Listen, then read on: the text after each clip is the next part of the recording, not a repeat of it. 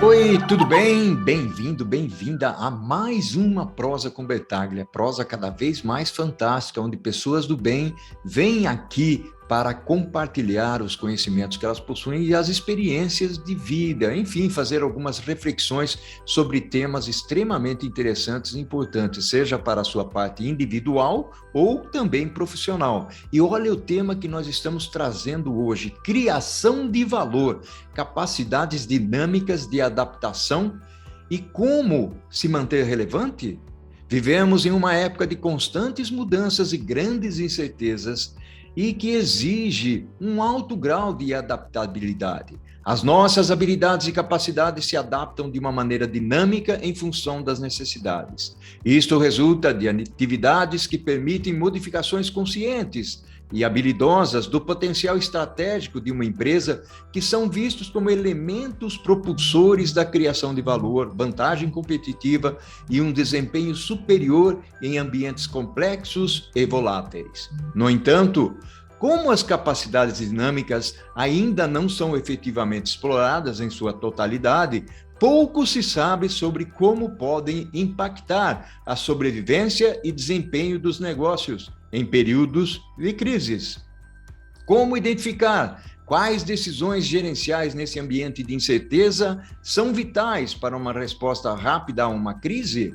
Quais capacidades dinâmicas são essenciais para as empresas sobreviverem durante eventos inesperados? Como tais habilidades se conectam com a criação de valor?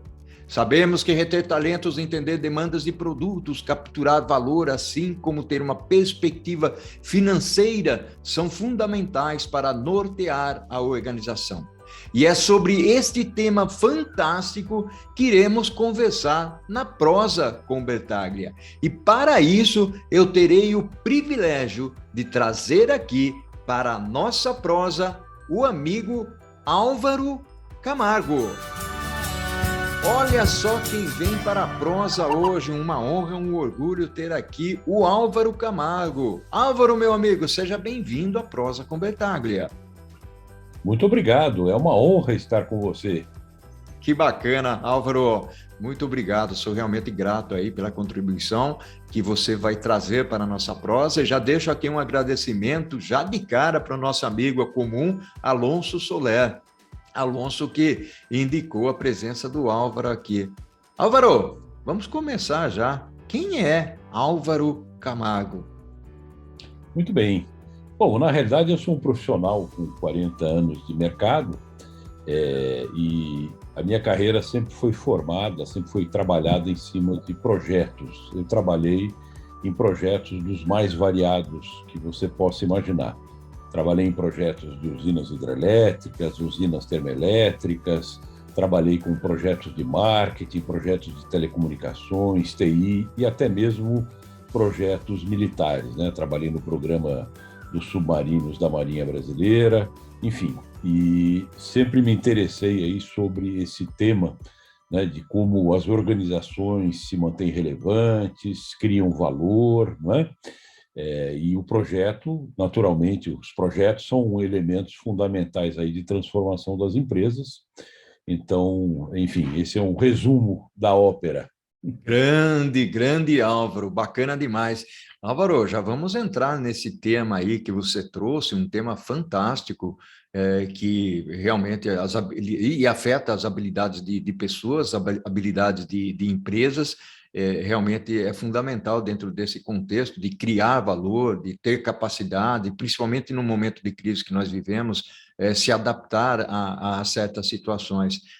Fala um pouco sobre o tema, Álvaro, vamos contextualizar. Vamos lá. Bom, qualquer que seja a sua área de negócio, qualquer que seja a sua profissão, não é? Nós temos que criar valor. Não é? Se não criamos valor, jamais teremos clientes. Não é? E quando eu falo clientes, eu falo tanto de empresas, né? Empresas precisam de clientes, mas nós, como profissionais, também temos os nossos clientes. Não é?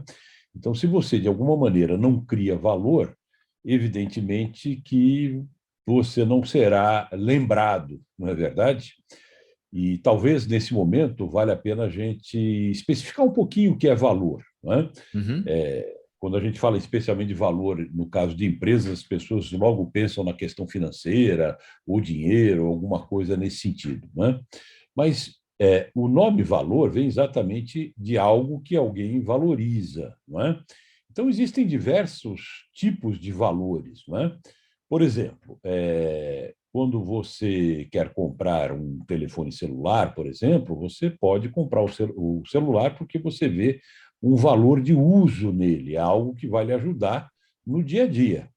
E em função desse valor de uso, você adquire o aparelho usando naturalmente algum valor de troca, normalmente dinheiro. Então, normalmente nós temos essas duas dimensões, valor de troca e valor de uso. Não é? Mas existem outros valores, por exemplo, existem valores estéticos, não é? Você compra às vezes alguma coisa porque acha bonito, uma Uhum. obra de arte, um objeto de decoração. Existe o valor assim de estimação, né? Você, por exemplo, tem um cachorro, né? Um cachorro ele não gera nenhum tipo de valor financeiro, não é? Pelo contrário, ele só dá despesa, mas aquilo tem valor para você, um valor afetivo, então você acaba tendo um animalzinho de estimação, né? Então, o importante é a gente começar a enxergar o quanto nós, como profissionais, né, como pessoas, né, inclusive, e as empresas também, como é que nós geramos valor para os outros, né? Porque é exatamente através da geração de valor que nós somos pessoas que têm acesso a recursos, têm acesso, inclusive, né, a questão assim de atenção das pessoas, né? Se você nunca liga para uma pessoa, por exemplo, para um amigo seu, né, ele também não vai te dar valor, né, porque você também não fornece nenhum valor para ele. Então, o valor é um elemento central na vida dos seres humanos, Bacana. é, nesse sentido. Né? Bacana, bacana. E aí, Álvaro, gostei muito dos exemplos que você trouxe, né, das definições, comparações, analogias e tal. Como é que você conecta a criação de valor dentro do contexto das capacidades dinâmicas que nós colocamos como título do tema, Álvaro? Vamos explorar essa parte? Vamos lá. Bom, o que acontece? Né? A teoria das capacidades dinâmicas é uma teoria que surgiu exatamente para estudar como as empresas se adaptam, né? Dinamicamente conforme vai mudando as condições do mercado, do ambiente de negócios e por aí vai. Uma empresa, para sobreviver, para prosperar, ela necessariamente precisa estar criando valor constantemente. Né? E a gente sabe que no mercado, o que ocorre? Os concorrentes não param. Né? Ou seja, os concorrentes estão sempre inovando, criando produtos novos, abrindo novos pontos de venda. Então, uma empresa ela tem que se adaptar para continuar a ser relevante no mercado. Né? E o que é ser relevante? Ser relevante é ter a capacidade de continuamente gerar valor para que tenha clientes. Não é? Não faz sentido falar numa empresa, por exemplo, sem clientes. Então, a teoria das capacidades dinâmicas exatamente estuda como que uma empresa é, pode gerar valor continuamente. A gente tem vários exemplos na história de empresas que deixaram de criar valor. Um caso bastante, enfim, emblemático é o caso da Kodak, por exemplo. A Kodak foi uma empresa enorme, gigantesca, uma potência, dominava o mercado de filmes, né, para máquinas fotográficas, coisas desse tipo. E num determinado momento, o que ocorre? Surge a fotografia digital. Curiosamente, a fotografia digital surgiu nos laboratórios de pesquisa e desenvolvimento da própria Kodak.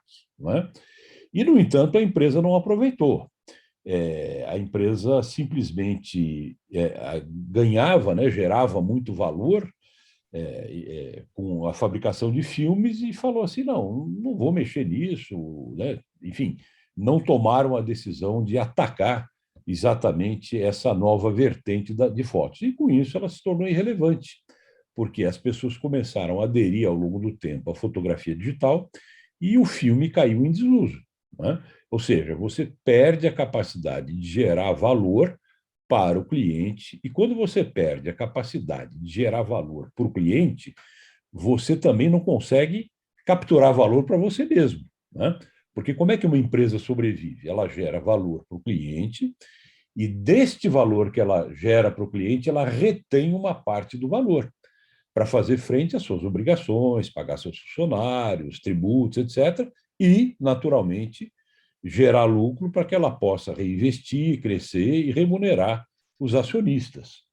Então, as capacidades dinâmicas entram exatamente aí. Então, como funciona essa questão das capacidades dinâmicas, né? Bom, primeira certeza que nós temos o mundo muda o tempo todo, né?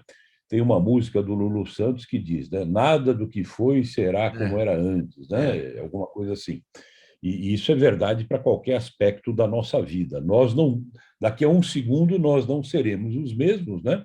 Porque biologicamente nós temos células que estão morrendo e células que estão se reproduzindo, substituindo, né? Com a empresa não é diferente.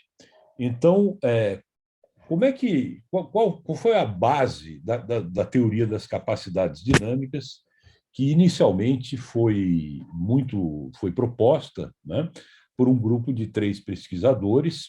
O mais célebre deles chama-se David Tice, e eles propuseram o seguinte: uma empresa tem que ter no mínimo 3 capacidades dinâmicas para poder se adaptar e poder manter a geração de valor. A primeira é ter uma capacidade de sensoriamento, de monitoramento do ambiente, né? Porque as coisas mudam. Então, se eu não souber o que está acontecendo no mundo, ao meu redor, no ambiente de negócio, junto aos meus clientes, no ambiente regulatório, no gosto, né, nas preferências dos clientes e assim por diante, lógico que eu não vou conseguir me adaptar.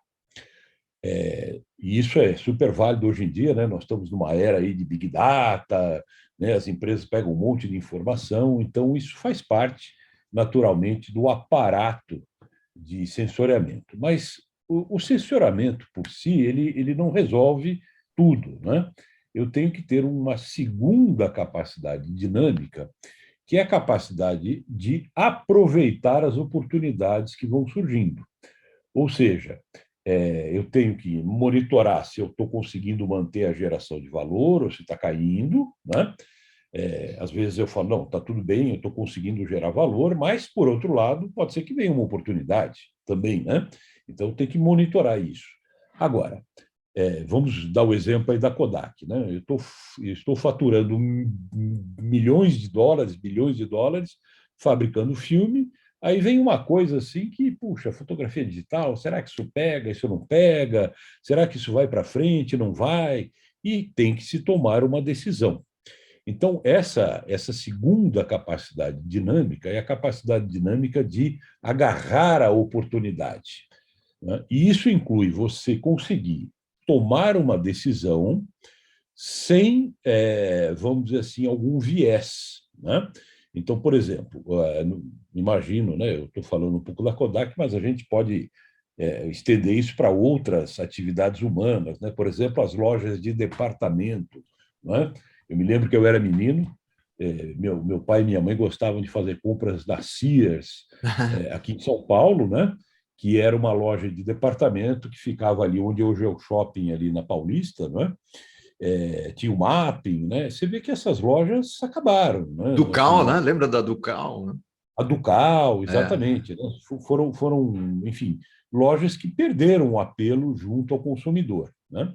Então, eu tenho que tomar uma decisão e a decisão tem que ser sem um viés, né? O que eu quero dizer com isso? Se, por exemplo, você tem um apego, né, à maneira anterior como você trabalha, né, você já tem um viés, não é verdade? É, Se eu sempre divulguei o meu trabalho de uma certa maneira, por exemplo, Aí daqui a pouco chega esse negócio de redes sociais, né? Aí você fala assim, esse negócio de redes sociais aí, isso aí é bobagem, né? O pessoal só fica postando coisa que não faz sentido, eu não acredito nisso, né? Então, naturalmente, você provavelmente vai tomar uma decisão incorreta, não é verdade? Um outro exemplo de decisão com viés é assim, é você achar que você tem uma ideia, né, ou uma oportunidade, e você então monta os seus projetos de transformação baseado apenas na sua percepção, né?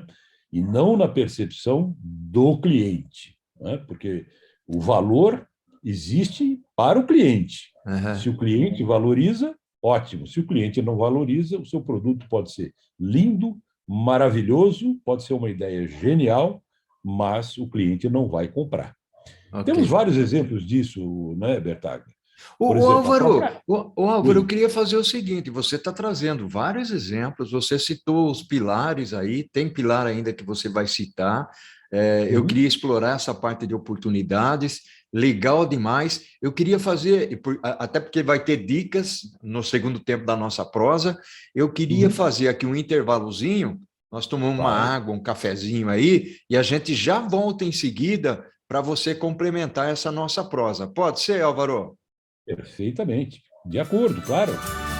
Olha só que prosa fantástica nós temos aqui na prosa com o Betaglia. Gratidão enorme, Álvaro. E vamos seguir, que as pessoas estão aqui acompanhando. Eu sei que você ia dar uns exemplos, ainda tem o terceiro pilar que você vai comentar. Você falou de dois pilares, né? Vamos em frente, meu amigo. A bola é sua aí. Damos sequência. Muito bem. Então, como eu falei, né, quando nós estávamos falando de capacidades dinâmicas de adaptação das empresas, então, o primeiro pilar, naturalmente, é o sensoriamento, você saber o que acontece no mundo. O segundo pilar da teoria é exatamente você ter a capacidade de tomada de decisão sobre o que você enxergou na sua percepção. E o terceiro pilar é a capacidade de transformação, né? Porque se eu não transformar a empresa, não adianta nada. E quando eu falo assim, bom, eu vou lançar um novo produto, ou vou lançar uma nova forma de relacionamento com o cliente, ou vou lançar um novo formato, sei lá, de loja, né? Eu vou criar, sei lá, o meu produto eu vendo sem garantia, eu vou vender uma garantia estendida, enfim, qualquer que seja o valor que você está agregando, né? Que você vai agregar para manter, né, a relevância de geração de valor, você tem que fazer projetos. Né? Por exemplo, o McDonald's. Né? McDonald's, fast food, sempre foi sinônimo de comida não saudável, não é verdade? Aí, num dado momento, o mercado mudou. Puxa, peraí, as pessoas não estão mais querendo só comer sanduíche, né? Estão querendo comer salada. Né? Ah, legal, então vamos oferecer salada. Pois é, mas para oferecer salada para uma rede de fast food, você tem que fazer um projeto logístico, você tem que descobrir fornecedores, não é? Então, aí é que entra a parte de transformação que se traduz na prática por gerenciamento de projetos, planejar e gerenciar projetos para que eles sejam bem-sucedidos. E aí você transforma, né? E com isso você, vamos dizer assim, vai ter o sucesso ou não, né? Depende de vários fatores. O que eu estudei, né, sobre isso? Né? Na realidade, esses três pilares que eu falei, sensoriamento, a decisão e a transformação, é o modelo básico das capacidades dinâmicas. Eu agora, como objeto da minha pesquisa, eu estou ampliando esses pilares, estou criando mais pilares. Né? Então, eu vou retomar cada um dos pilares e vou mostrar como que eles estão se expandindo. Né? Então, por exemplo, quando você fala assim, bom, eu tenho que sensoriar o meio ambiente, tenho que monitorar, tá legal. O que exatamente significa isso? Bom, uma parte é monitoramento mesmo, é coleta de dados, é conversar com o cliente, é entender o que está acontecendo, tendências, enfim, de mercado, coisas dessa natureza. Agora, existe um segundo passo nessa fase inicial, que é a admissão de que existe um problema de geração de valor ou a admissão de que existe uma oportunidade. Por quê? Não adianta eu coletar bilhões de dados, ter Big Data, ter analistas, se num determinado momento eu não admito, eu como empresa, né, enfim, os diretores, o comitê executivo, né, qualquer que seja o seu mecanismo aí de decisão, admitir que existe um problema, né?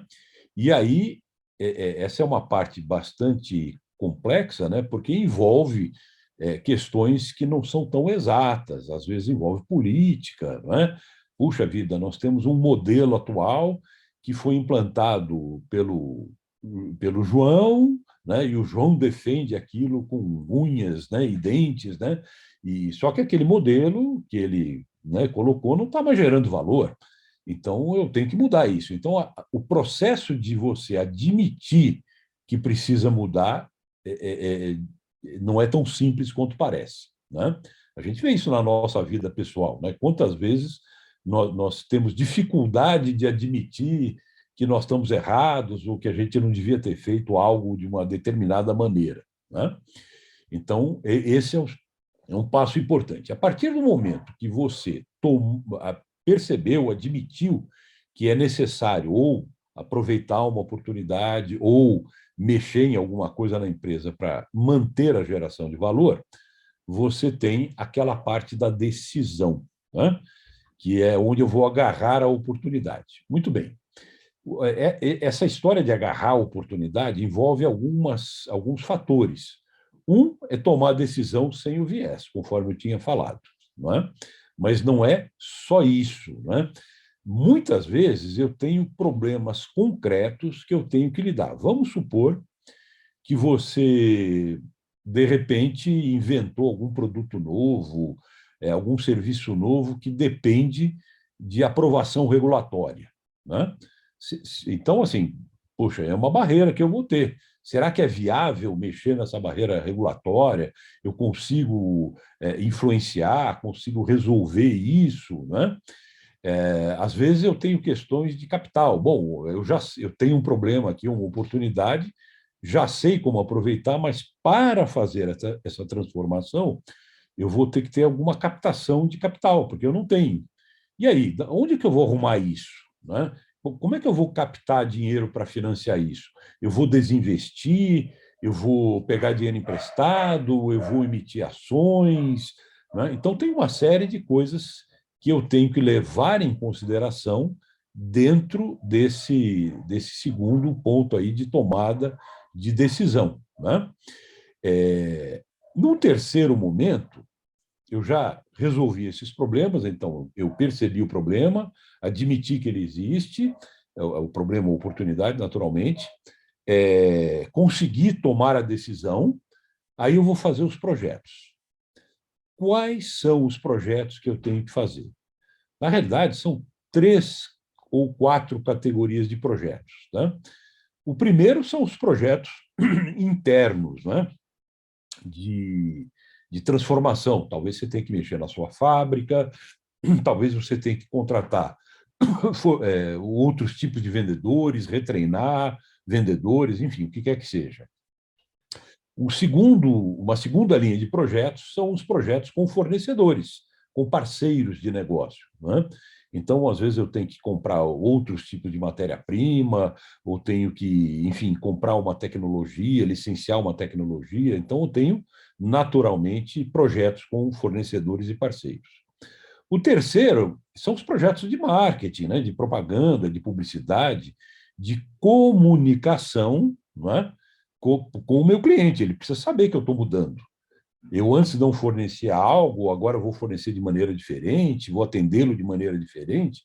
Eu tenho que comunicar isso a ele, porque senão ele não vai dar valor, ele não sabe que existe, né? Uhum. E, eventualmente, né, pode ser que eu tenha um quarto tipo aí, que é alguma coisa relativa ao regulatório, né? Enfim, fazer alguma coisa para que eu consiga, sei lá, uma licença, né? Evidentemente que essas coisas nem sempre a transformação envolve todos esses tipos de projetos. Muito bem. Uma vez que eu fiz os projetos transformacionais, qual é o próximo passo, né? Bom, existe uma coisa que você conhece muito bem, que é a síndrome do tudo que é novo não funciona, não é verdade? a probabilidade de coisas novas não funcionarem é muito grande, né? Então, eu preciso, eventualmente, fazer ajustes, né? Eu, por exemplo, trabalhei em projeto de plantação de petroquímica, né? Que são plantas de produção muito complexas. Depois que ela está pronta, ela não funciona. Você tem que comissionar ela, né? Tem que fazer ajustes. Até se conseguir fazer ela funcionar, demora um tempo. E aí nós temos dois tipos de ajuste. Os ajustes internos, para você ganhar escala de produção, você conseguir garantir a qualidade. Não é? Às vezes você faz um novo produto, vamos supor aí o caso do McDonald's, né? Ah, eu agora quero vender salada. Ah, mas a salada, a alface está chegando murcha, né? Não está boa, né? Puxa, como é que eu resolvo esse problema, né? Então, problemas de qualidade, de escala, né? Às vezes eu não consigo fazer num custo adequado, né? Eu vou ter que melhorar. Então, sempre tem algum ajuste no lado de dentro, né? Ou junto dos parceiros. O segundo ajuste é com os clientes, não é verdade?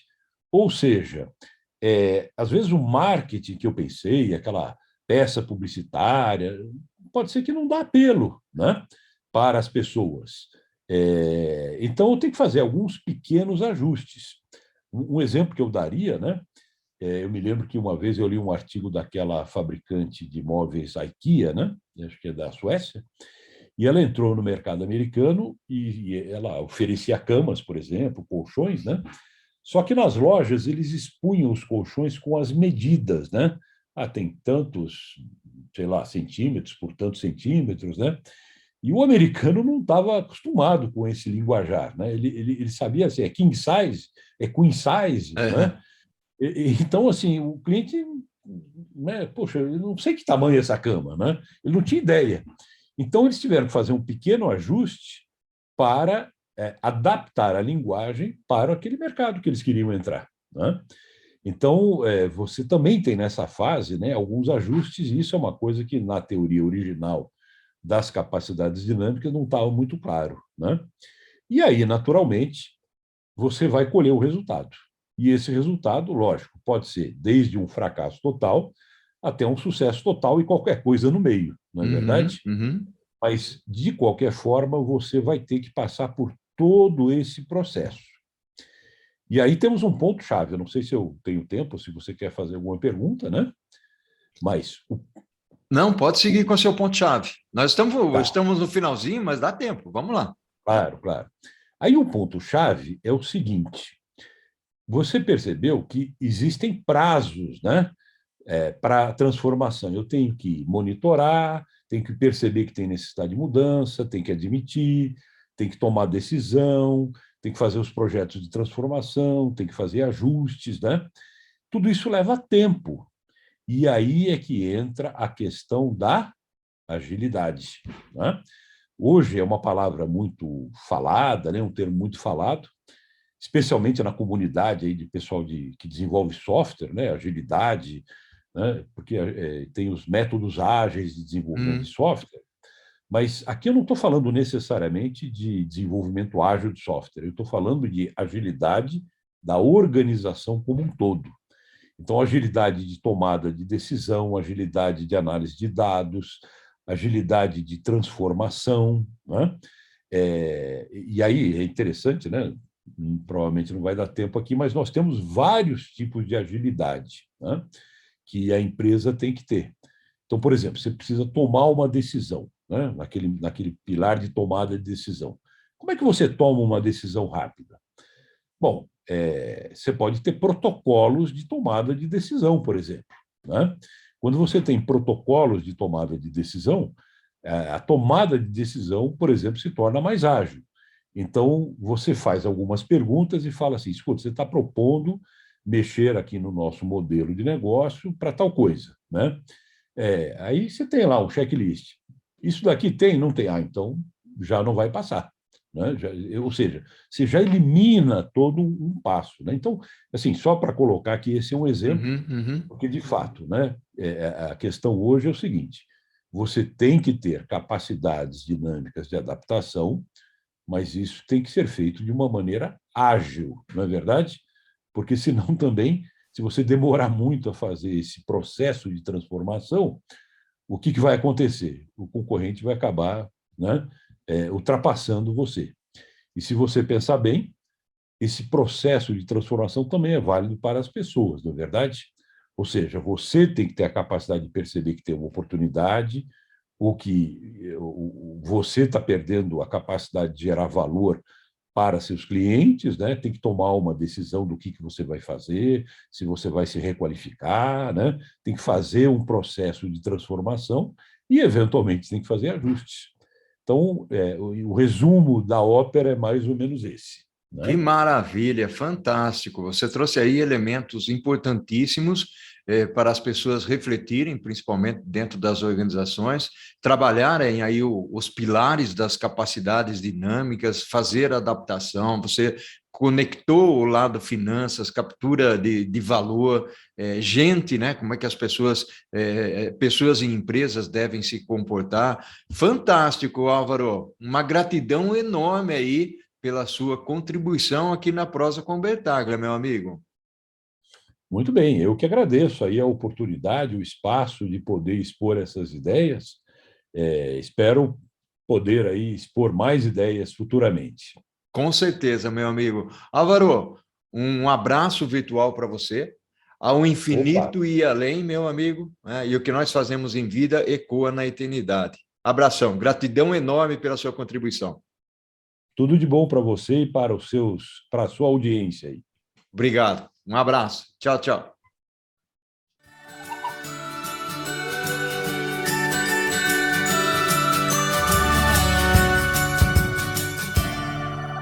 Ao infinito e... Amém!